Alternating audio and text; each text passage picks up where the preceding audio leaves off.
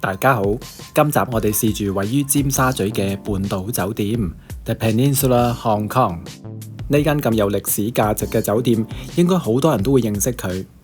半島酒店由1928年正式開業，係嘉道理家族擁有嘅香港上海大酒店有限公司第一間以半島名義開嘅旗艦酒店。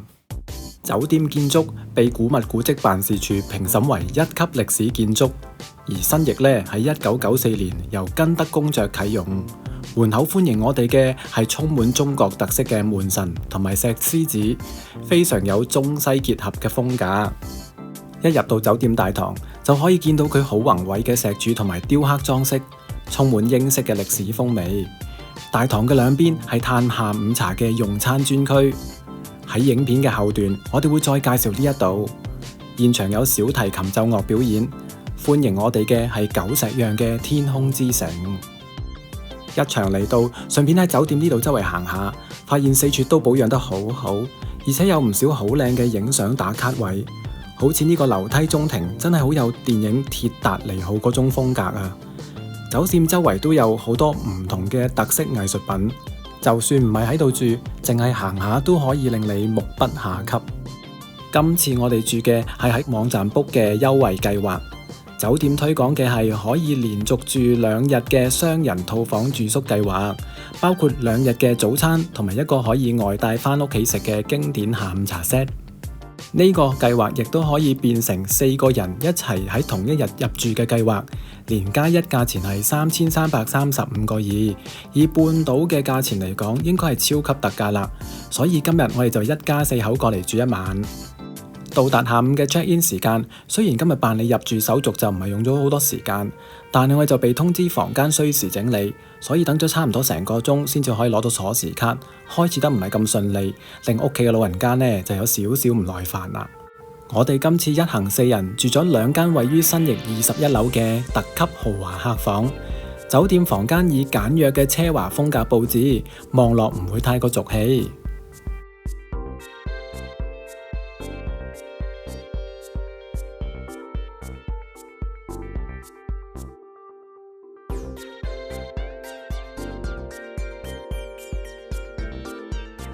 房間台面放置咗水果歡迎我哋，使用嘅係日本品牌 Narumi 嘅骨瓷碟，好有高級嘅感覺。房間擁有廣闊嘅城市景觀，遠處可以望到少少青綠色嘅九龍公園。房間裏面有唔少窩心嘅設備，例如每邊床頭櫃都有唔同類型嘅充電設備。左邊嘅梳妝台收埋咗一面有燈嘅鏡，櫃桶裏邊仲有風筒，同埋我都係第一次見酒店房入邊附有乾指甲機。右邊嘅書台櫃桶放齊咗需要嘅文具，亦都收埋咗一系列數據插頭同埋電源插頭。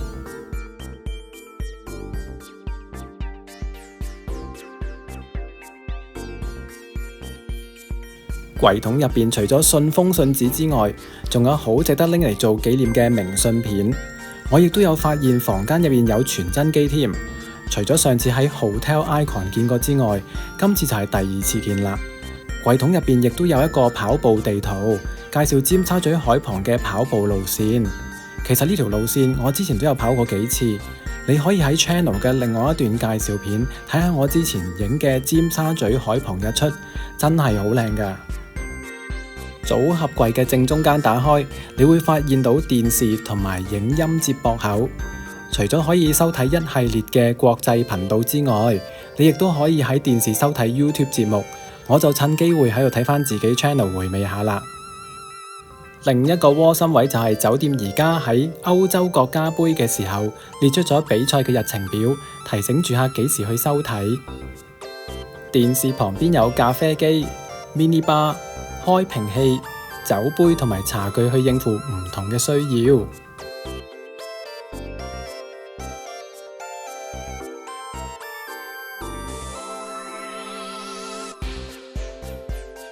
而喺床頭櫃，我亦都發現咗呢度有份瑜伽指南，真係唔使出房門口都可以喺度做運動喎。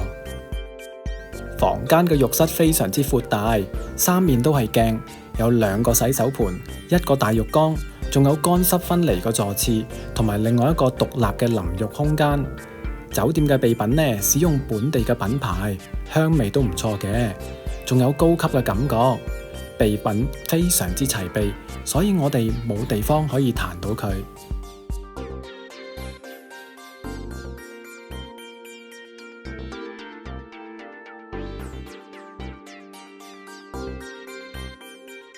房間嘅玄關有一排好大嘅櫃，衣櫃入邊放咗拖鞋，呢對拖鞋好舒服，上面亦都刺繡咗酒店嘅名，好值得拎返屋企做紀念。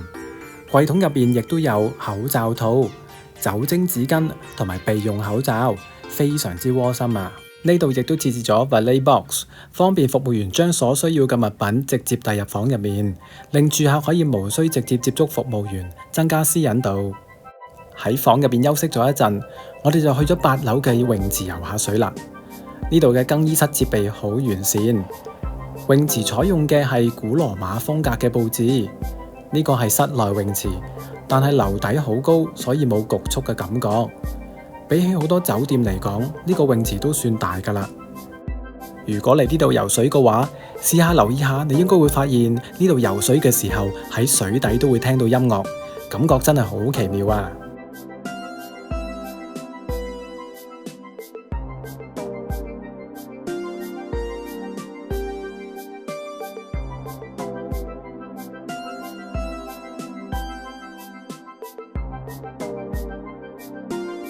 今次嘅住宿計劃唔包括晚餐，所以我哋就喺附近買咗啲嘢返嚟食。返到房嘅時候，發現服務員已經為我哋喺台面放咗啲甜品送俾我哋食。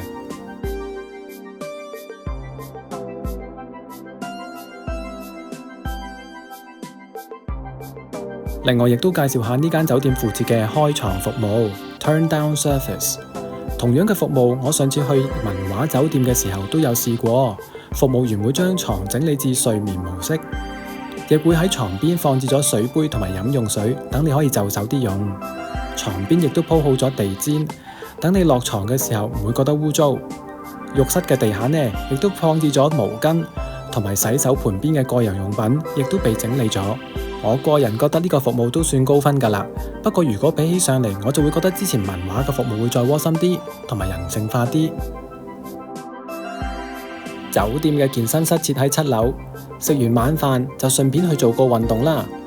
我覺得呢度嘅設施非常之齊備，用嘅係 Life Fitness 品牌嘅設施。呢度嘅健身器材，我覺得比起平時用開嘅會再高多一個檔次，所以運動嘅時候，直情連肌肉嘅活動都好有唔同嘅感覺啊！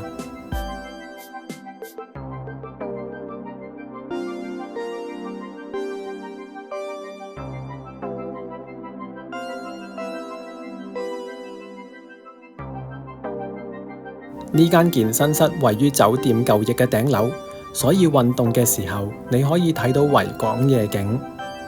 而返到房間之後呢，我亦都可以睇到九龍半島嘅城市夜景，所以360度嘅夜景都睇齊晒啦。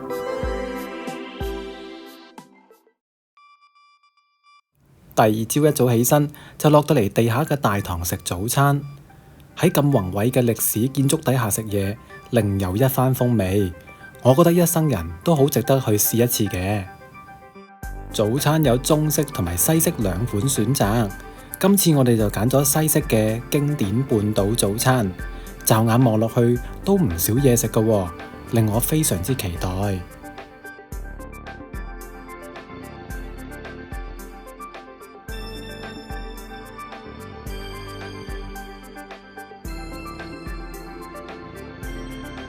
餐台放置嘅全部都係好有歷史嘅銀器，而用嘅餐具仲係英國老牌嘅純手工銀器製造商 Gainsborough 嘅入口餐具，揸上手非常之有份量。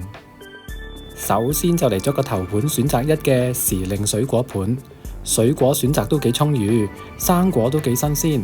除咗水果盤之外，你亦都可以選擇佢嘅果汁。我今日就叫咗佢嘅是日果汁，即係番石榴菠蘿汁，味道都唔錯喎。之後就嚟咗一籃麵包，各類唔同嘅麵包賣相都好靚，鬆餅做得好鬆軟，入邊仲有藍莓果醬。牛角包就焗得好鬆軟，而呢個丹麥酥都好鬆脆。整體嚟講，我都覺得呢度嘅麵包好高分。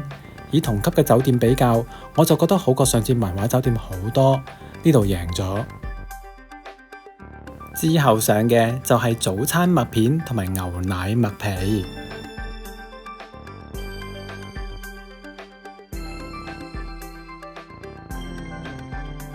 西茶呢，就係用英式嘅銀茶壺載住嘅，我覺得呢度啲茶呢就麻麻地啦，茶葉唔算好香啫。我哋早餐嘅主食就係班尼迪蛋 （Egg Benedict）。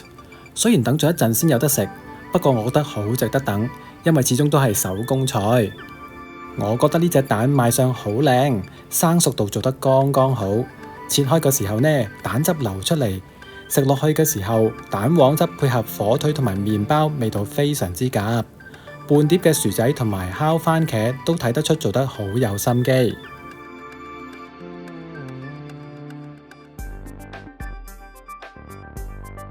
趁未到 check out 嘅時間，又食得飽飽地，就順便返去健身室嗰度再做下運動。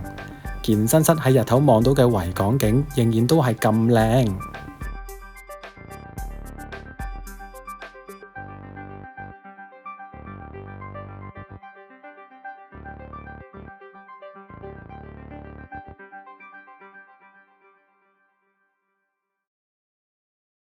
今次嘅住宿雖然就喺度完結啦，但係我哋嘅住宿套票亦都包括咗2人份量嘅外帶下午茶俾我哋拎返屋企食。究竟呢份下午茶係點嘅呢？請收睇下一集《半島酒店外帶下午茶開箱體驗》，千祈唔好錯過啊！總括嚟講，呢個計劃以4個人嘅住宿，又可以體驗到一間福布斯5星嘅酒店，都真係值得一生人豪一次嘅計劃。所以我會俾5粒星喺我今次嘅住宿體驗。本影片並非廣告，全屬個人視頻分享，以上評分只供觀眾參考。如果中意呢段片嘅話，記住 CLS 3部曲，俾個 comment 同埋 like， 順便 share 段片同埋 subscribe 我哋個 channel， 仲有可以撳埋鐘仔搶先看。下一集見，拜拜。